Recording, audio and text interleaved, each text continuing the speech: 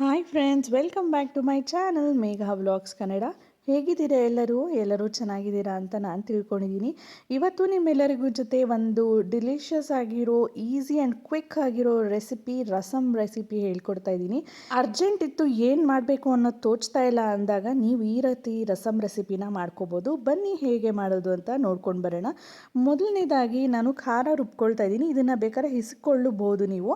2 ಹಣ್ಣಾಗಿರೋ tomato, ಸ್ವಲ್ಪ ಉಪ್ಪು, ರುಚಿಗೆ ತಕ್ಕಷ್ಟು ಅರಿಶಿನ, 1 ಟೀ ಸ್ಪೂನಷ್ಟು ಜೀರಿಗೆ, 1/4 ಟೀ ಸ್ಪೂನಷ್ಟು ಮೆಣಸು, ಖಾರಕ್ಕೆ ತಕ್ಕಂತೆ ಹಸಿಮೆಣಸಿನ್ಕಾಯಿ, ಒಂದು 5ರಿಂದ 6 ಉಳುಗು ಬೆಳ್ಳುಳ್ಳಿ, ಜೊತೆಗೆ ಒಂದು ಸ್ವಲ್ಪ ಹುಣಸೆ ಹಣ್ಣು.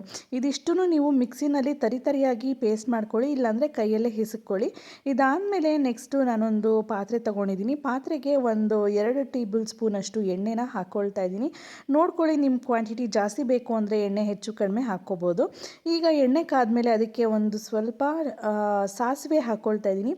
ಸಾಸಿವೆ ಚೆನ್ನಾಗಿ ಸಿಟ್ಲಬೇಕು. ಆಗ ಒಂಚೂರು ಜೀರಿಗೆನ ಹಾಕ್ಕೊಳ್ತಾ ಇದ್ದೀನಿ. ಜೀರಿಗೆ ನಾನಿಲ್ಲಿ ರುಬ್ಕೊಳ್ಳೋದಕ್ಕೂ ಹಾಕ್ಕೊಂಡಿದ್ದೀನಿ, ಹಾಗೆ ಒಗ್ಗರಣೆಗೆ ಕೂಡ ಹಾಕ್ಕೊಳ್ತಾ ಇದ್ದೀನಿ. ಈಗ ಅದಕ್ಕೆ 1-2 ಕಡ್ಡಿಯಷ್ಟು ಕರಿಬೇವಿನ ಸೊಪ್ಪು, ಹಾಗೆ 1-2 ಒಣಮೆಣಸಿನ್ಕಾಯಿ, ಇದು ಜಸ್ಟ್ ಟೇಸ್ಟ್ಗೆ ಅಷ್ಟೇ.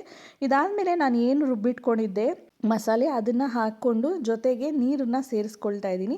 ಕನ್ಸಿಸ್ಟೆನ್ಸಿ ನೋಡಿಕೊಂಡು ನೀರನ್ನ ಸೇರಿಸ್ಕೊಳ್ಳಿ. ನಾವು ಆಲ್ರೆಡಿ ಖಾರ, ಉಪ್ಪು, ಹುಳಿ ಎಲ್ಲ ನಾವು ರುಬ್ಬೋದಕ್ಕೆ ಹಾಕಿರೋದ್ರಿಂದ ಈಗೇನು ಆ್ಯಡ್ ಮಾಡೋ ಅವಶ್ಯಕತೆ ಇಲ್ಲ. ಒಂದು ಸತಿ ಟೇಸ್ಟ್ ನೋಡ್ಕೊಳ್ಳಿ. ಅಕಸ್ಮಾತ್ ನಿಮ್ಗೆ ಏನಾದ್ರು ಹೆಚ್ಚು ಕಡಿಮೆ ಉಪ್ಪು ಖಾರ ಏನಾದ್ರು ಬೇಕಾ ಅಂತ ಅನಿಸಿದ್ರೆ ಇವಾಗಲೇ ಹಾಕ್ಕೊಳ್ಳಿ. ಒಂಚೂರು ಕೊತ್ತಂಬರಿ ಸೊಪ್ಪು ಹಾಕ್ಕೊಂಡು ಈ ರಸ ಒಂದು ಸತಿ ಕುದಿ ಬರೋವರೆಗೂ ವೆಯ್ಟ್ ಮಾಡಿ.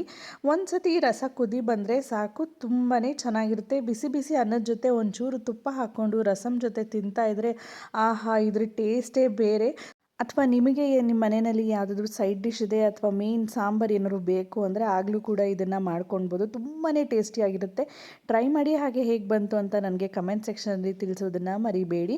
ನೀವಿನ್ನೂ ನನ್ನ ಚಾನಲ್ಗೆ ಸಬ್ಸ್ಕ್ರೈಬ್ ಆಗದೆ ನೋಡ್ತಾ ಇದ್ದರೆ ಈ ಕೂಡಲೇ ಸಬ್ಸ್ಕ್ರೈಬ್ ಮಾಡಿ, ಪಕ್ಕದಲ್ಲಿರೋ ಬೆಲ್ ಐಕಾನ್ ಒತ್ತೋದ್ರಿಂದ ನನ್ನ ನೆಕ್ಸ್ಟ್ ವಿಡಿಯೋ ನೋಟಿಫಿಕೇಷನ್ ಕೂಡ ನಿಮಗೆ ಸಿಗುತ್ತೆ. ಮುಂದಿನ ವಿಡಿಯೋದಲ್ಲಿ ಇನ್ನಷ್ಟು ಇಂಟ್ರೆಸ್ಟಿಂಗ್ ರೆಸಿಪಿ ಜೊತೆ, ಟಾಪಿಕ್ಸ್ ಜೊತೆ ನಾನು ಸಿಗ್ತೀನಿ. ಅಲ್ಲಿವರೆಗೂ thank you so much for watching. Take care, bye.